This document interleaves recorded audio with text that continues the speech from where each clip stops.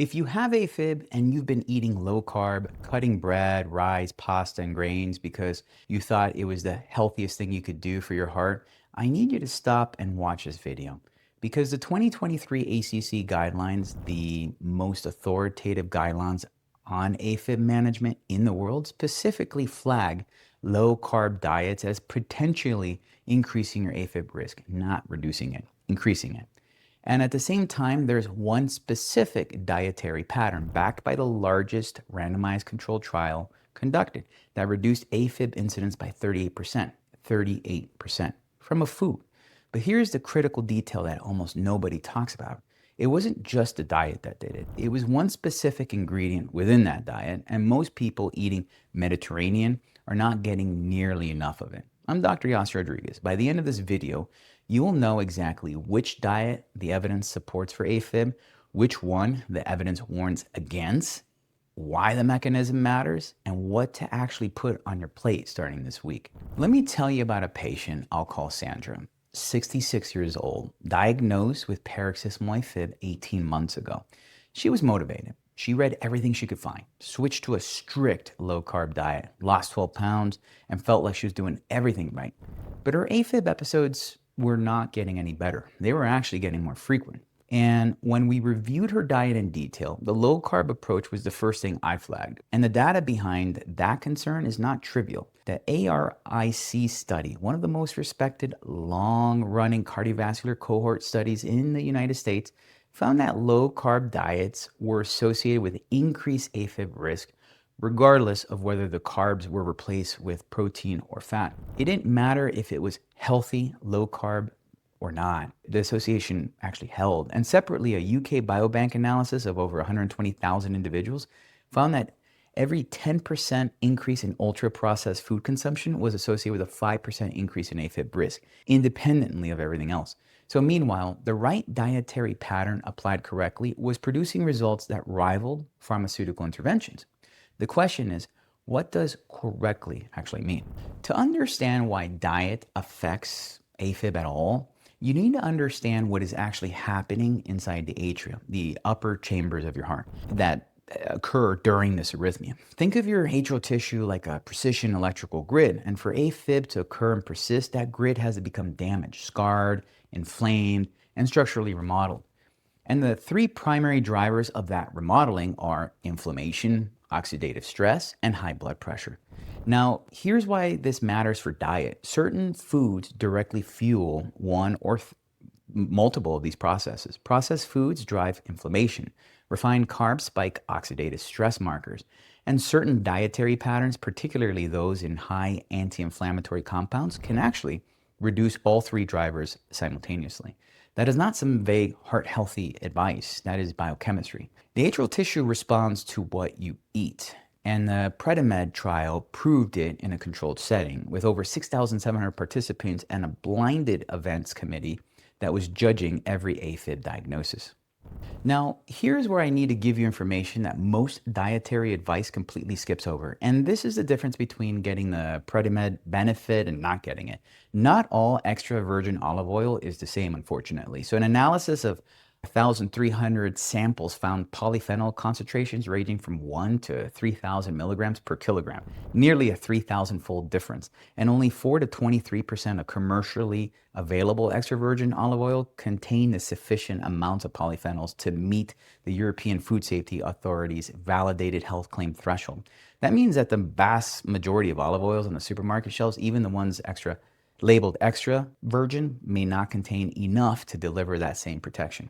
Here's how to identify polyphenol-rich olive oils. First, the throat test. Take a small sip and swallow slowly. A high polyphenol group produces a distinct peppery burning sensation in the back of the throat a few seconds later. That sensation is caused by a certain compound, one of the key protective polyphenols. A mild buttery oil has almost none of it. Second, look for the early harvest on the label. Polyphenol content drops dramatically as the olives ripen. Early harvest oils are consistently higher. Third, look for high polyphenol cultures. For example, Coratina from Italy is one of the key and often cited examples. These are used globally due to its mild flavor, but it also has some of the highest concentrations as well. Fourth, the dark glass bottle.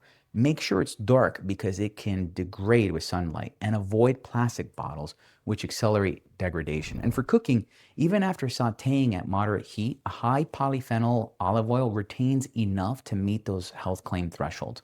So provided that you start with a sufficiently rich oil, you're going to do well, but never deep fry. That destroys mostly everything. Try to drizzle it whenever possible for maximum delivery. Now, some important nuance before the action plan. If you are overweight or obese, weight loss remains your highest impact dietary intervention for AFib. The legacy data showing a six-fold improvement in arrhythmia-free survival with 10% weight loss is compelling, to say the least. The Mediterranean diet, unlike low carb, supports sustained weight management without that potential arrhythmia risk. So use it as your primary weight loss framework. And if you're at a healthy weight with persistent or frequent paroxysmal AFib, maximizing this extra virgin olive oil intake may actually have a significant positive impact. The structural anti-inflammatory benefit of these olive oils may be especially relevant as AFib burden increases. And if you're older than 70 with multiple medications, discuss any significant diet changes with your care team. Grapefruit interactions with certain heart medications is real, and some dietary shifts affect electrolyte balance in ways that matter much more at older ages. So here's your first week protocol based directly on the PREDIMED and the PREDIMAR dietary intervention. So day one, switch to this high polyphenol extra virgin olive oil as your primary cooking and dressing fat. Target 4 tablespoons per day. This is the single most impactful change. Day two, add a daily handful of mixed nuts, about 15 grams of walnuts or 7.5 of almonds to get the point. This is the exact PREDIMED nut dose. And day three, replace red meat with fish at least 3 times this week. Salmon, sardines, mackerel, or any fatty fish. And day four, make sofrito, tomatoes, garlic, onions, herbs, simmered slowly in extra virgin olive oil. Use it as a simple base for meals this week. The PREDIMED specifically recommended sofrito at least twice weekly. And day 5, add legumes, chickpeas, lentils, white beans to at least 3 meals. Day 6, increase fruits to at least 2 or 3 servings per day. And day 7, review your pantry. Remove ultra-processed snacks, refined oils, or any low-carb replacement products. Replace with whole grains, brown rice, farro, whole wheat pasta, oats.